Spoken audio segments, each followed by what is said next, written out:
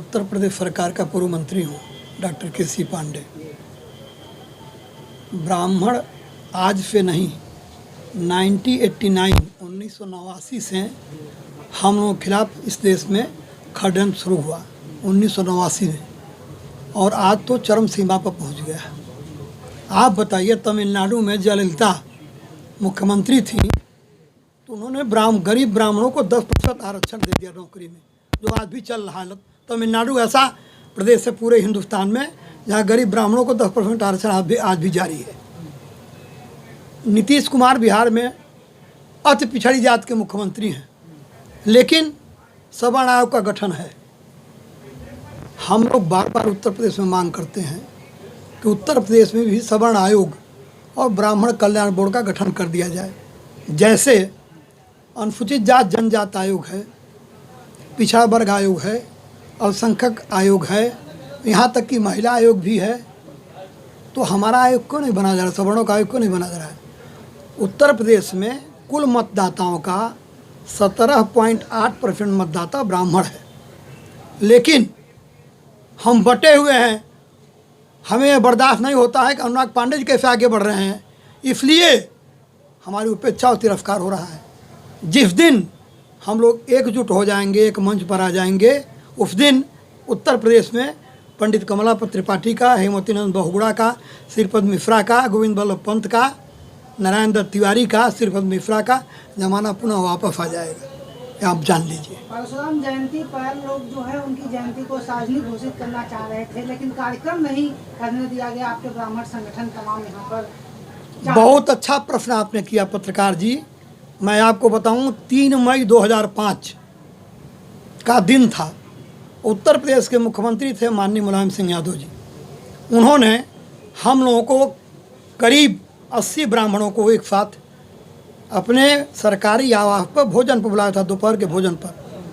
भोजन के उपरांत नेताजी ने कहा कि अब एक मीटिंग हो जाए हम लोगों की, भोजन आप लोग कर चुके, सफाई से शुद्ध देसी घी का भोजन बना हुआ था, इन नेताजी का सब था। और तब नेताजी का भोजन हम लोग करने के बाद कहे कि ब्राह्मण को पहले दक्षिणा चाहिए, तब भोजन करेगा, तब आपका बात सुनेगा ब्राह्मण। और नेताजी बड़े सदमे में आ गए कि क्या मांग लेगा ब्राह्मण, क्योंकि हम लोग वामन अवतार में राजा बलि से 3 पग में तीनों त्रिलोक नाप लिए थे। तो नेताजी ने कहा क्या चाहिए? हम लोगों ने कहा मोहम्मद साहब के जयंती पर अवकाश होता है, तो परशुराम जयंती पर अवकाश क्यों नहीं हो? तो नेताजी ने 3 मई 2005 को, और ऐतिहासिक तिथि थी, कि परशुराम जयंती को सार्वजनिक अवकाश घोषित कर दिया। लेकिन दुर्भाग्य है कि जिस पार्टी को ब्राह्मणों ने बनाया है, जो ब्राह्मणों की बदौलत राज कर रही है, उस पार्टी ने शपथ ग्रहण करने के तुरंत बाद परशुराम जयंती को सार्वजनिक अवकाश को रद्द घोषित कर दिया। आज आप मीडिया में पढ़े होंगे, आप स्वयं मीडिया वाले हैं, अखबारों में निकला, सारे चैनलों पर चला। क्या चला? अब कोई अपनी जाति नहीं लिखेगा, वाहनों पर नहीं लिखेगा, पुलिस मुकदमा लिखेगी तो जात का उल्लेख नहीं करेगी। मैं सरकार से और कोर्ट से भी कहना चाहता हूँ कि नहीं लिखेगी जात तो भैया SC ST का मुकदमा कैसे चलाओगे? आप पहले SC ST एक्ट का मुकदमा जो धारा है उसको समाप्त कर दो। जात पर ही तो मुकदमा चल रहा है SC ST का, जात खत्म कर दो। लेकिन सच्चाई ये है पत्रकार महोदय कि हिंदुस्तान जाति प्रधान देश है। हमारी शादी जब होगी तो ब्राह्मण में ही होगी, अन्य जातियों की शादी अपने बिरादरी में होगी।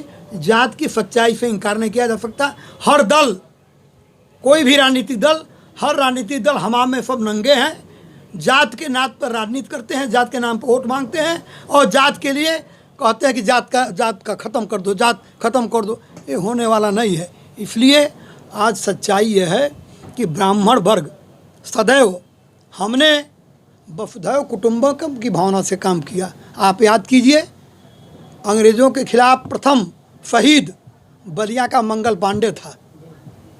आज़ादी की लड़ाई में सर्वाधिक कुर्बानी हमने दिया, हमने माने ब्राह्मण समाज ने दिया। लेकिन 89 के बाद जितना तिरस्कार, जितना उपेक्षा अब तो हत्याएं सरेआम हमारी हो रही हैं, हमें सुरक्षा की कोई गारंटी ही नहीं है। रोज़ हम मारे जा रहे हैं, लेकिन हमारी सुरक्षा हो नहीं रही है। उत्तर प्रदेश में 2017 से लेकर अब तक 8,812 हत्याएं हो चुकी हैं ब्राह्मणों की। उत्तर प्रदेश की सरकार, मुख्य सचिव से और प्रमुख सचिव गृह से मेरी मांग है कि ब्राह्मणों की हत्या पर श्वेत पत्र जारी करें। ब्राह्मणों को कितना इमदाद दिया गया, इस पर श्वेत पत्र जारी करें। ये दुर्भाग्य है हमारा कि यह नहीं हो रहा है। और ये भी जान लीजिए कि ब्राह्मण अगर शादी कराता है तो पिंडदान भी ब्राह्मण ही कराता है। ऐसा नहीं स्थिति आने पावे कि ब्राह्मण कहीं करवट बदल दिया तो बहुत बड़ा परिवर्तन हो जाएगा। जैसे लद्दाख लेह में इस समय आंदोलन की आग लग गई है नेपाल के बाद जी वहाँ पर, हाँ। तो क्या आप लोग भी कुछ बड़ा आंदोलन कर सकते हैं? देखिए, अब आंदोलन तो ब्राह्मण जब भी करेगा तो रचनात्मक विध्वंसात्मक आंदोलन नहीं करेगा। हम समाज को बनाने का काम करते हैं, समाज को बांटने का काम नहीं करते। लेकिन अगर हमारे हक और हुकूक के साथ खिलवाड़ जारी रहा तो हम मंगल पांडे की रास्ता, चंद्रशेखर आज़ाद का रास्ता भी अपना सकते हैं।